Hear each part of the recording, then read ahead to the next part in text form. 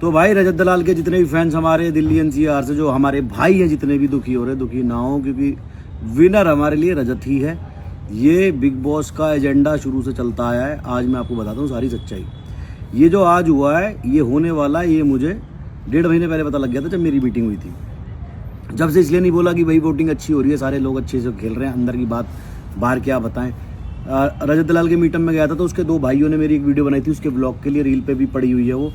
तो उसमें मैंने हमेशा ये बोला है कि मैंने कहा जीतेगा रजत ही, अगर कोई पॉलिटिक्स नहीं हुई तो। क्योंकि मुझे वहाँ आशंका के साफ साफ बता दिया गया था कि एट दी एंड विनर इनका लाडला बनाया जाएगा, करणवीर में से या विवेन में से रजत को निकालेंगे। अभी तक इसलिए नहीं निकाल पाए थे क्योंकि एक तरफा वोटिंग जो हो रही थी, इसके लिए। हमेशा से ये होता है, बादे भाई कहते भाई एलविश विनर बना था, तो एलविश का जो सीजन था उसमें एलविश के साथ टक्कर पे जो था वो था फुकरा इंसान जो कि एक यूट्यूबर है। तो वो था यूट्यूबर वर्सेस यूट्यूबर, इसलिए एलविश को जिताया। उसके बाद हमारा यूके राइडर गया, क्या हुआ, जोकर का मुंह लगा के उसके मीम्स बनवा दिए, उसको बाहर कर दिया। फिर दूसरे अगले सीजन में कटारिया गया, हमारे तेल का भाई भी गए थे। उसके बाद आज देख लो रजत के साथ यही हुआ है। आगे आने वाले जितने इन्फ्लुएंसर इस कवाड़े शो में जाएंगे भाई उनके साथ भी यही होगा, चाहे मैं हूँ या कोई भी हो। एडवांस में बता दूँ, जिसको ना जाना हो मत जाना, समझदारी दिखाना ना जाके। क्योंकि इन्फ्लुएंसर्स को यूज़ किया जाता है सिर्फ और सिर्फ वोटिंग के लिए, क्योंकि पता है दिल्ली एनसीआर की जो जनता है वो थोड़ी सी इमोशनल है, भाईचारे को लेके बहुत ज़्यादा वो है, अपने समाजों को लेके बहुत ज़्यादा वो है। अब रजत को कितने सारे इन्फ्लुएंसर सपोर्ट कर रहे थे, हम भी कर रहे थे और बहुत सारे भाई हमारे सपोर्ट कर रहे थे। तो उससे क्या हो रहा था, वोटिंग बहुत ज़्यादा मिल रही थी। खाली रजत के लिए पूरे दिल्ली एनसीआर ने शो देखा, उससे टीआरपी मिली, बिग बॉस को फ़ायदा हुआ, कलर्स का स्पॉन्सर्स उनको मिले, टीआरपी दिखा के बड़े बड़े बहुत सारे ब्रांड्स मिल जाते, बहुत सारा पैसा मिल जाता। मतलब बिग बॉस का कोई खर्चा भी नहीं होता, इतना पैसा मिल जाता है स्पॉन्सर से। तो यही होता है और यही होता रहेगा। तो भाई जो भाई दुख मना रहे दुख मत मनाओ, विनर हमारे लिए रजत ही है। क्योंकि आप सबने देखा किस तरह से वो खेला है और किस तरह से उसके साथ चीटिंग हुई है। तो ऐसी चीटिंग होती आई है, ऐसी चीटिंग होती आएगी बस। तो भाई यही कहना है, जो भाई दुख मना रहे हैं, मैं अभी देख रहा हूँ मुझे भी स्टोरीज टैग हो रही है जिन पे वो रोने वाली इमोजी लगा के और रोने वाले गाने। अरे कोई ज़रूरत नहीं है, कोई दिक्कत नहीं है, बहुत बढ़िया खेला है।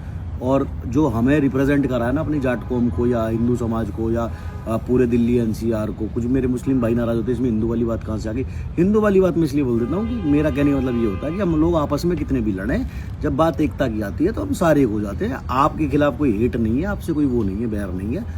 तो जितने भी भाई हमारे दुखी हो रहे हैं, दुखी ना हो, विनर हमारा भाई है और हमारे दिल में कोई बात नहीं। आगे बहुत शो आएंगे और ये बात करीब 1.5 महीने पहले पता लग गई थी कि यही होना है और यही होगा। जितने भी इन्फ्लुएंसर जाएंगे, क्या होता है कि भाई टीआरपी मिल जाती है, यूज़ किया जाता है इन्फ्लुएंसर को बुला के कि भाई इस तरह से ये आएंगे। एक इन्फ्लुएंसर को बुला लो किसी को भी, उसके पीछे 50 इन्फ्लुएंसर खड़े हो जाएंगे, 50 इन्फ्लुएंसर के पीछे करोड़ों की जनता खड़ी हो जाएगी।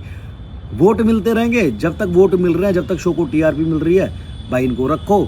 जब दिखे टीआरपी का काम खत्म, फाइनल आ गया, पिछवाड़े पे लात मारो, निकाल दो। तो यही होता आया है, यही होता आएगा। जैसे मैंने एग्जांपल दिया एलविश वाले शो का, तो एलविश वाले उसमें फुकरा तबाही मचा रहा था। कोई भी ऐसा फेस नहीं था बड़ा इसका तुम्हारे चैनल का कि कोई भी ऐसा बड़ा फेस नहीं था चैनल का कि जिसका जो फुकरा के सामने टिक सके, इसलिए एलविश को बुलाया था। फिर वो एलविश वर्सेस फुकरा करवाई, दोनों यूट्यूबर थे, दैट्स वाई एलविश को जिताया। उसके बाद ना तो कोई यूट्यूबर सोशल मीडिया इन्फ्लुएंसर जीता, ना ही जीतेगा, ठीक है। अब भाई इनके लाडलों के 2 शो आने वाले हैं, यहाँ से इनको बहुत बढ़िया टीआरपी दे दी गई। एक भाई कुछ भी कहो, चेहरा तो है ही टीवी के, इनको दोबारा से फेम दे दिया गया। दोबारा फेम दे के दोबारा से कलर्स टीवी का एक शो लॉन्च कर दिया जाएगा, सास बहू वाला। उसमें इनमें से इनका लाडला दिखेगा और उसके बाद भाई इस शो को फिर से टीआरपी मिलना शुरू हो जाएगी और बढ़िया इनकी बिजनेस होगा। सीधी सी बात है, मेरा घर है, मेरे घर में मैं एक शो रखूं, उसमें 10 पहलवान बुलाऊं। जो सबसे तगड़ा पहलवान है मुझे दिख रहा है सबसे तगड़ा ये हरियाणा का या ये गाजियाबाद का, यूपी का है, और एक मेरे मामा का लड़का जो कि मीडियम पहलवान है। मैं सारों को लड़ा और मुझे दिख रहा है एक तरफा ये तगड़ा है। बट भाई मेरा शो है, मेरा घर है, मेरे मामा का बेटा, मुझे फर्क नहीं पड़ता कौन क्या सोचेगा, मैं अपने मामा के बेटे को विनर बनाऊंगा। समझ गए? तो ये झोल है भाई, ये स्कैम है। तुम्हारे और हमारे वोट्स की कोई वैल्यू नहीं है, हमारे एफर्ट्स की कोई वैल्यू नहीं है। तो आगे से तुम्हारी मर्जी है, देखना देखो, नहीं देखना मत देखो। बट दुख तो हुआ यार। अच्छा, आधे लोग कह रहे भाई तुम तो बहुत खुश हो गए रजत हार गया। भाई मेरे को एक्टिंग करनी आती नहीं है। अगर मुझे खुश होना होता ना, मैं 1.5 महीने पहले से हल्ला मचा देता इस चीज़ का ही कि ये होने वाली है। डे 1 से दिल से सपोर्ट किया है और आज भी दिल से सपोर्ट कर रहा हूँ, और मेरे लिए विनर रजत है। ठीक है, तो thank you so much, love you all. ज़्यादा दुखी होने की ज़रूरत नहीं है। Thank you.